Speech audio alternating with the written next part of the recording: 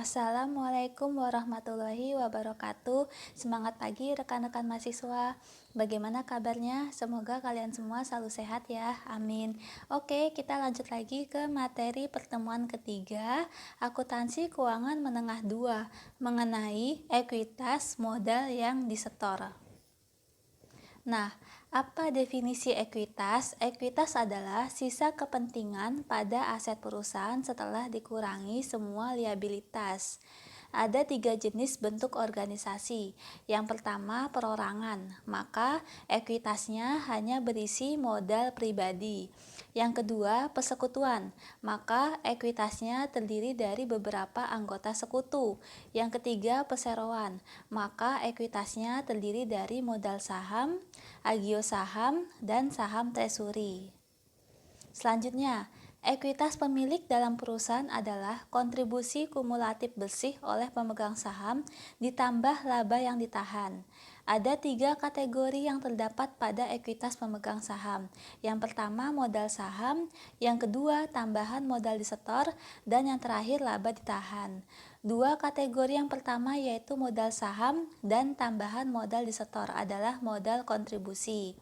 Modal kontribusi atau modal disetor adalah jumlah yang disetorkan ke modal saham dan jumlah tersebut diberikan oleh pemegang saham kepada perusahaan untuk digunakan dalam bisnisnya. Modal kontribusi meliputi akun seperti nilai nominal dari semua saham yang beredar dan premi dikurangi diskonto atas penerbitan saham. Modal yang dihasilkan adalah modal yang dikembangkan jika bisnis berjalan dengan menguntungkan. Modal ini terdiri dari semua laba yang tidak dibagi yang tetap diinvestasikan dalam perusahaan. Selanjutnya, ada beberapa jenis saham. Yang pertama saham biasa, yaitu saham yang menempatkan pemiliknya di posisi terakhir terhadap pembagian dividen dan hak atas aset kekayaan perusahaan apabila perusahaan tersebut dilikuidasi. Yang kedua, ada saham preferen, adalah saham dengan kelas khusus yang memiliki beberapa preferensi yang tidak dimiliki oleh saham biasa.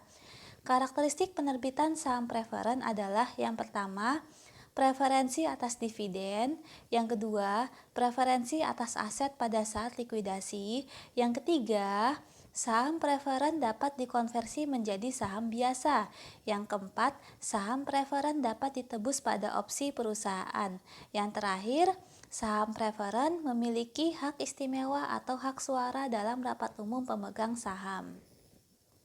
Nah, ini ada contoh sertifikat saham. Di sini ada nama perusahaan yang ingin kita investasi di saham perusahaan tersebut. Kemudian ada nomor seri saham, lalu ada nilai nominalnya. Jadi 20 juta ini adalah nilai nominal yang tercantum pada lembar saham yang beredar. Kemudian ada nama pemilik perusahaan atau direktur perusahaan dan ada pemilik pemegang sahamnya. Lalu di sini ada tanggalnya. Selanjutnya, prosedur penerbitan saham. Yang pertama, saham harus diotorisasi oleh negara. Umumnya tercantum dalam sertifikat atau akta pendirian perusahaan. Yang kedua, perusahaan menawarkan lembar saham untuk dijual dan dibuat kontrak untuk menjual saham tersebut.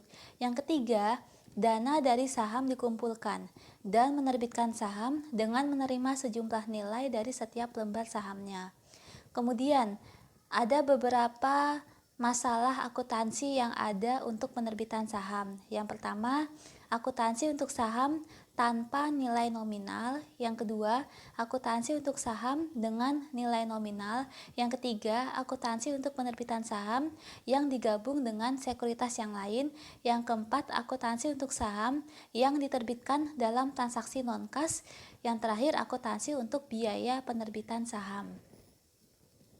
Yang pertama, akuntansi saham tanpa nilai nominal adalah modal saham yang tercantum di akte pendirian perusahaan tetapi tidak memiliki nilai.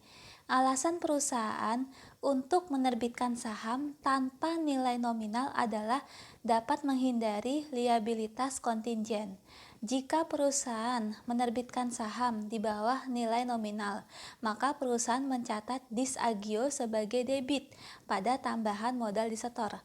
Selain itu, perusahaan dapat membeli dari pembeli awalnya atau pemegang saat ini dari saham yang diterbitkan di bawah nilai nominal untuk membayar jumlah disagio itu agar para kreditur tidak mengalami kerugian ketika likuidasi perusahaan. Kondisi ini memiliki keunggulan tertentu jika saham diterbitkan dengan aset berwujud dan aset tidak berwujud. Kelemahan dari saham tanpa nilai nominal adalah bahwa beberapa negara mengenakan pajak yang tinggi atas penerbitan ini dan jumlah yang dimasukkan sebagai modal dasar yang mengurangi fleksibilitas dalam membayar dividen. Nah, ini ada jurnalnya. Jadi kalau penerbitan saham nilai pasar sama dengan nilai nominal, maka tidak ada untung atau tidak ada rugi. Kemudian yang kedua, jika nilai pasar lebih tinggi daripada nilai par, maka agio sahamnya bertambah di sebelah kredit. Kemudian jika nilai pasar lebih kecil daripada nilai nominal, maka disagio ada di posisi debit, yaitu mengalami kerugian. Selanjutnya yang kedua, akuntansi saham dengan nilai nominal adalah harga saham yang tercantum di setiap saham sebagai nilai resmi per lembar saham. Informasi penerbitan saham dengan nilai nominal adalah yang pertama saham preferen atau saham biasa. Kedua, akun ini mencerminkan nilai nominal saham perusahaan yang diterbitkan. Akun ini dikredit ketika saham pertama kali diterbitkan. Tidak ada jurnal tambahan pada akun ini kecuali ada tambahan saham yang diterbitkan atau saham yang ditarik. Yang kedua, modal disetor yang melebihi nilai nominal atau tambahan modal disetor. Menunjukkan setiap kelebihan atas nilai nominal yang disetor oleh pemegang saham sebagai pengganti saham yang diterbitkan. Setelah disetor, maka kelebihan atas nilai nominal menjadi bagian dari tambahan modal disetor perusahaan dan pemegang saham perorangan tidak memiliki klaim yang lebih besar atas kelebihan setoran dibandingkan semua pemegang saham lainnya dari kelompok saham yang sama. Nah, ini juga sama. Ada jurnal akuntansi saham dengan nilai nominal. Jadi kalau nilai pasar sama dengan nilai nominal, maka tidak ada untung atau tidak ada rugi. Dan yang kedua, jika nilai pasar lebih tinggi daripada nilai nominal, maka agio saham bertambah di sebelah kredit. Kemudian jika nilai pasar lebih kecil daripada nilai nominal, maka disagionya berada di sebelah debit atau mengalami kerugian. Ada contoh soal penerbitan saham. Di sini ada saldo ekuitas tanggal 1 Januari pada perusahaan PT Ultra. Kemudian ada modal saham biasa dan modal saham preferen. Lalu ada transaksi yang pertama. Perusahaan menerbitkan 10.000 lembar saham biasa secara tunai dengan nilai pasar sebesar 1.200 per lembar saham biasa. Maka jurnalnya kas bertambah sebelah debit karena penerbitan secara tunai yaitu sebesar 10.000 lembar saham biasa dikali nilai pasar sebesar 1.200 per lembar saham biasa. Hasilnya kas bertambah di debit 12 juta. Kemudian saham biasa juga bertambah sebelah kredit yaitu sebesar 10.000 lembar saham biasa dikali nilai nominal. Nilai nominalnya sebesar 1.000 per lembar saham, maka saham biasa bertambah sebelah kredit sebesar 10 juta dan sisanya atau berupa keuntungan bernama akunnya agio saham biasa dicatat sebelah kredit sebesar 2 juta. Yang kedua, perusahaan menerbitkan 5.000 lembar saham preferen secara tunai dengan nilai pasar sebesar Rp800 per lembar saham preferen. Maka jurnalnya kas bertambah sebelah debit yaitu 5.000 lembar saham preferen dikali nilai pasar sebesar Rp800 per lembar saham preferen. Hasilnya kasnya 4 juta bertambah sebelah debit dan saham preferen bertambah sebelah kredit yaitu sebesar 5.000 lembar saham preferen dikali nilai nominal sebesar Rp500 per lembar saham preferen. Hasilnya 2.500.000. Maka sisanya berupa keuntungan atau agio saham preferen sebelah kredit sebesar 1.500.000. Selanjutnya Akuntansi saham yang diterbitkan dengan sekuritas lainnya atau lump sum sales. Umumnya, perusahaan menjual kelompok saham yang terpisah satu sama lain sehingga hasil relatif untuk setiap kelompok dan relatif untuk setiap lot saham dapat diketahui. Tetapi, ketika dua atau lebih kelompok sekuritas diterbitkan oleh perusahaan untuk pembayaran tunggal atau penjualan sekaligus dilakukan pada saat mengakuisisi perusahaan lain. Ada metode alokasi penerbitan saham dengan penjualan sekaligus. Ada dua metode. Yang pertama, metode proporsional, yaitu jika nilai pasar menentukan nilai relatif setiap kelompok sekuritas yang tersedia, maka nilai penjualan sekaligus yang diterima dialokasikan di antara kelompok sekuritas atas dasar proporsional. Yang kedua, metode inkremental. Jika nilai pasar semua kelompok sekuritas tidak dapat ditentukan, maka metode inkremental dapat digunakan. Nilai pasar sekuritas ini digunakan sebagai dasar untuk kelompok saham yang telah diketahui dan sisa dari nilai penjualan sekaligus dialokasikan ke kelompok yang nilai pasarnya tidak diketahui. Selanjutnya ada contoh akuntansi saham yang diterbitkan dengan sekuritas lainnya dengan metode proporsional. Contohnya, perusahaan menerbitkan 1000 lembar saham biasa secara tunai dengan nilai nominal sebesar 10.000 per lembar saham biasa yang memiliki harga pasar sebesar 20.000 per lembar saham biasa. Dan perusahaan menerbitkan 1000 lembar saham preferen secara tunai dengan nilai nominal sebesar 8.000 per lembar saham preferen yang memiliki harga pasar sebesar Rp12.000 per lembar saham preferen dan diterbitkan dengan nilai penjualan sekaligus secara tunai sebesar 30 juta. Maka cara menjawabnya, nilai pasar saham biasa yaitu 1000 lembar saham biasa dikali 20.000 per lembar saham biasa. Hasilnya 20 juta. Kemudian nilai pasar saham preferen yaitu 1000 lembar saham preferen dikali 12.000 per lembar saham preferen sama dengan 12 juta. Maka total nilai pasar adalah 32 juta. Dialokasikan ke saham biasa yaitu nilai pasar saham biasa 20 juta dibagi total nilai pasar 32 juta dikali penjualan sekaligus 30 juta. Hasilnya 18.750.000. Kemudian yang dialokasikan ke saham preferen yaitu nilai pasar saham preferen 12 juta dibagi total nilai pasar 32 juta dikali penjualan sekaligus 30 juta. Hasilnya 11.250.000. Maka jurnalnya untuk penerbitan saham untuk nilai penjualan sekaligus dengan metode proporsional adalah kas bertambah sebelah debit 30 juta sebesar nilai penjualan sekaligus.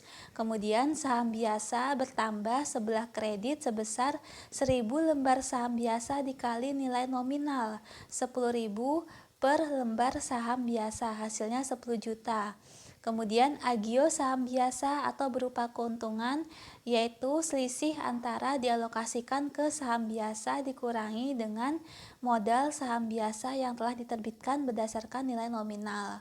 Kemudian saham preferen bertambah sebelah kredit yaitu 1000 lembar saham preferen dikali nilai nominal per lembar saham preferen yaitu 8.000, maka saham preferen bertambah 8 juta sebelah kredit.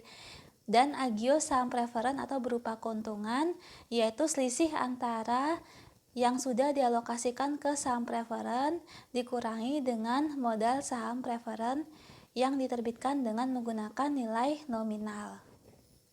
Selanjutnya, contoh akuntansi saham yang diterbitkan dengan sekuritas lainnya dengan metode inkremental. Contohnya, perusahaan menerbitkan 1000 lembar saham biasa secara tunai dengan nilai nominal sebesar 7.000 per lembar saham biasa yang memiliki harga pasar sebesar 15.000 per lembar saham biasa. Dan perusahaan menerbitkan 1000 lembar saham preferen secara tunai dengan nilai nominal sebesar 5.000 per lembar saham preferen yang tidak memiliki harga pasar dan diterbitkan dengan nilai penjualan sekaligus sebesar 40 juta. Jadi di sini harga pasar untuk saham preferen tidak diketahui, maka kita harus mencarinya dulu. Cara menjawabnya yaitu penerimaan nilai penjualan sekaligus yaitu sebesar 40 juta dikurangi yang dialokasikan ke saham biasa dengan nilai pasar yaitu 1000 lembar saham biasa dikali harga pasar sebesar 15.000 per lembar saham biasa, hasilnya 15 juta. Maka saldo yang dialokasikan ke saham preferen adalah sebesar 25 juta. Maka jurnalnya penerbitan saham untuk nilai penjualan sekaligus dengan metode inkremental yaitu kas bertambah sebelah debit 40 juta yaitu sebesar nilai penjualan sekaligus. Kemudian saham biasa bertambah sebelah kredit yaitu sebesar 1000 lembar saham biasa dikali nilai nominal sebesar 7.000 per lembar saham biasa. Kemudian sisanya berupa agio saham biasa atau berupa keuntungan yaitu dari yang sudah dialokasikan ke saham biasa dikurangi dengan modal saham biasa dengan nilai nominal. Selanjutnya, saham preferen bertambah sebelah kredit yaitu sebesar 1000 lembar saham preferen dikali nilai nominal sebesar 5.000 per lembar saham preferen. Maka bertambah sebelah kredit 5 juta. Kemudian sisanya berupa agio saham preferen atau berupa keuntungan yaitu saldo yang dialokasikan ke saham preferen dikurangi dengan modal saham preferen yang diterbitkan dengan nilai nominal.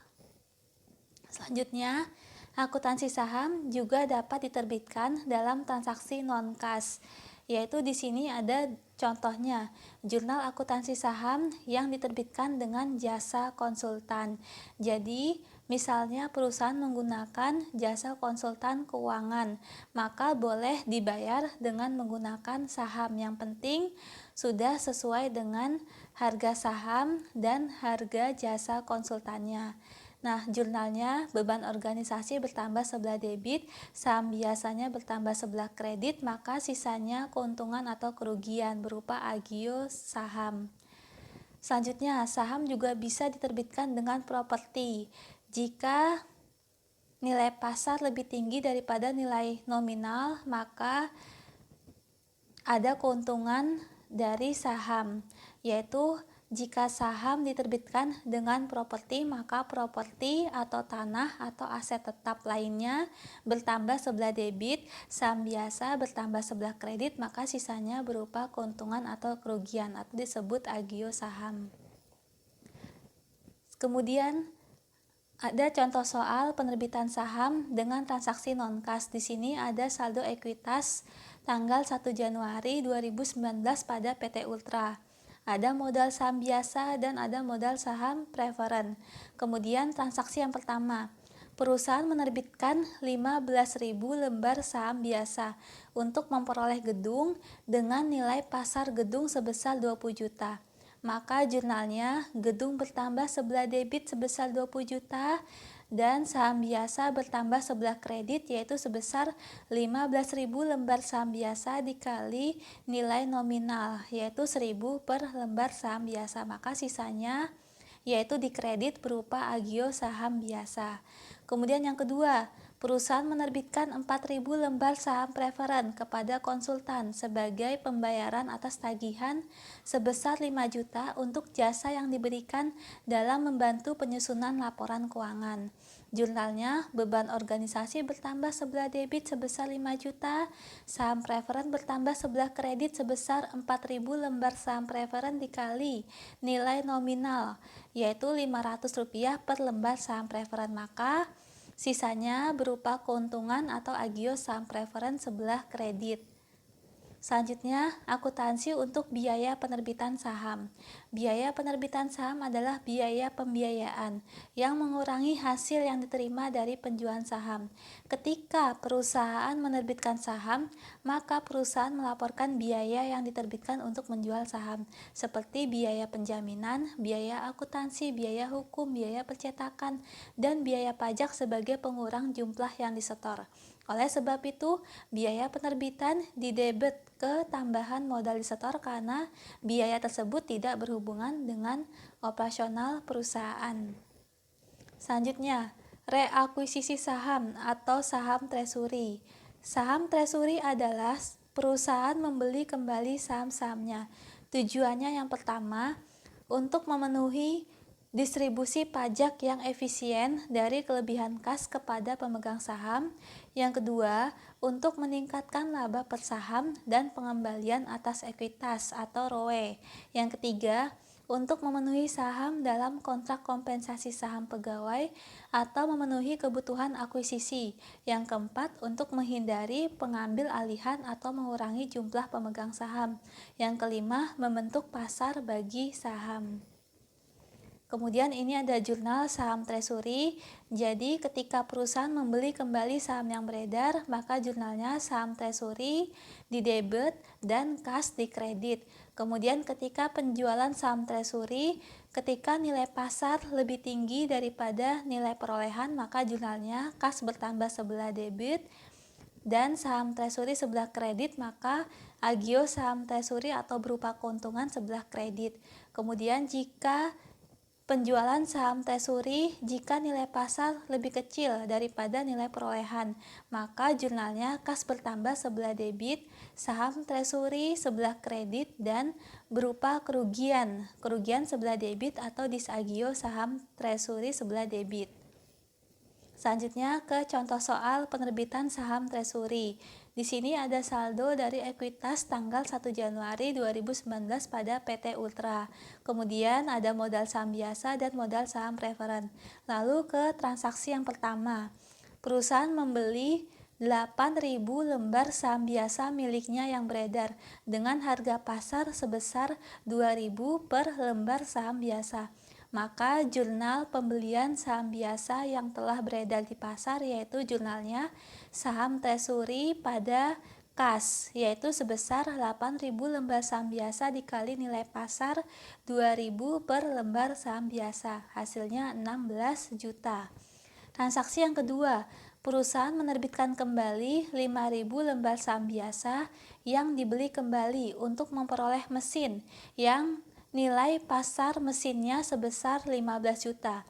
Maka jurnal penerbitan saham biasa yang telah dibeli kembali yaitu mesin bertambah sebelah debit 15 juta dan saham treasury-nya sebelah kredit yaitu sebesar 5.000 lembar saham biasa dikali nilai pasar saham biasa yaitu 2.000 per lembar saham biasa dari transaksi nomor 1. Jadi ini saling berhubungan, transaksi nomor 1 dan transaksi nomor 2. Maka saham treasury dikredit sebesar 10 juta dan sisanya berupa keuntungan atau agio saham treasury sebelah kredit sebesar 5 juta. Oke, selanjutnya agar kalian lebih memahami lagi mengenai saham biasa, saham preferen, dan saham treasury, kalian bisa mengerjakan tugas ini. Apabila ada pertanyaan yang ingin ditanyakan, bisa disampaikan di forum diskusi. Oke, terima kasih atas perhatiannya. Sekian presentasi dari saya, semoga ini bermanfaat. Terima kasih banyak atas perhatiannya. Jangan lupa mengerjakan tugas ini. Wassalamualaikum warahmatullahi wabarakatuh.